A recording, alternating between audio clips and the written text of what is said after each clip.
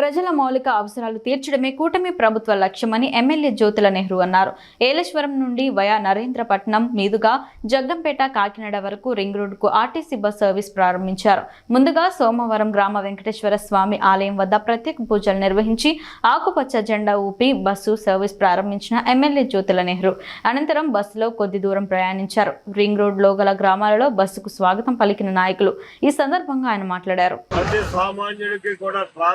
అన్నది అందుబాటులోకి తేవాలనేటటువంటి ఆలోచనతో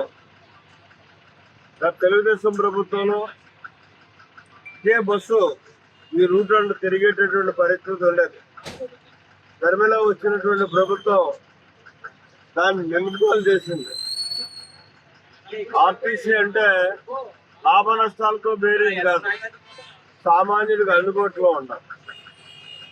మళ్ళీ ఈరోజు తెలుగుదేశం ప్రభుత్వం వచ్చిన తర్వాత ఈ బస్సుని ఏలేశ్వరం నుంచి మొదలుకొని ఇలా వయా నరేంద్రపట్నం మీదుగా మరి జగ్గంపేట కాకినాడ వరకు తిరగడం జరుగుతుంది. ఇక్కడ జనం ఎక్కే పరిస్థితులు అవసరాన్ని బట్టి ఎన్ని ట్రిప్పులన్నా కూడా వేయడానికి సిద్ధంగా ఉన్నాం.